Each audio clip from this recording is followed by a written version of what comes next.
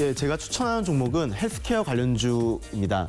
먼저 코로나 검사를 할 때 쓰이는 게 분자 진단 방식이 많이 쓰이고 있는데 거기 활용되는 핵산 추출 장비 및 시약 개발업을 하고 있습니다.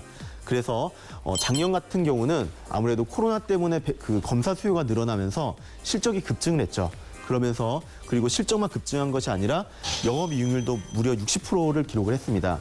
그럼에도 불구하고 보통 헬스케어 업종 같은 경우에는 평균적으로 PER이 20배 정도 되는데 이 회사 같은 경우는 5배로 매우 저평가가 돼 있습니다.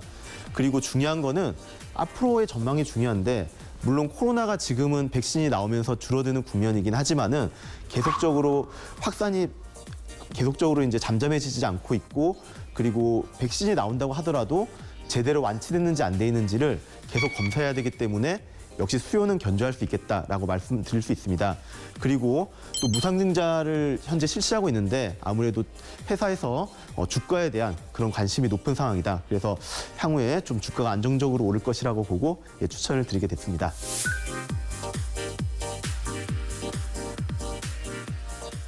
무상증자에 대해서 말씀하셨는데 무상증자가 뭔가요? 무상증자. 무상증자라는 거는 일단 증자라는 거는 자본을 늘린다는 뜻이에요. 그래서 그만큼 주식을 발행한다는 거고 무상증자라는 건 말 그대로 무상으로 주식을 발행한다.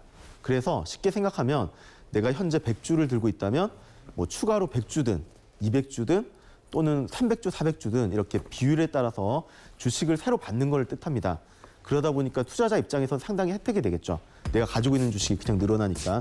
그래서 이걸 하는 이유는 아무래도 회사에서 남는 자본금으로 이제 투자자한테 혜택을 주고 또 그만큼 이제 자본시장에서 이제 본인의 회사를 홍보하고 또 관심을 받기 위한 목적이다라고 보시면 되겠습니다. 네, 그럼 무상증자를 하면 기업이 실적이 좋아지는 건 아닌데 그 주가가 오르는 이유는 무엇인가요? 예, 통계 자료를 보면 보통 무상증자를 발표하고 뭐 일주일 이내에 오르는 기업들이 거의 10개 중 9개가 되죠. 그리고 또 재미있는 거는 다른 통계를 내보면 4개 중에 3개 같은 경우는 6개월 이내에 바닥에서 20% 이상 오르는 기업이 나온다는 것입니다.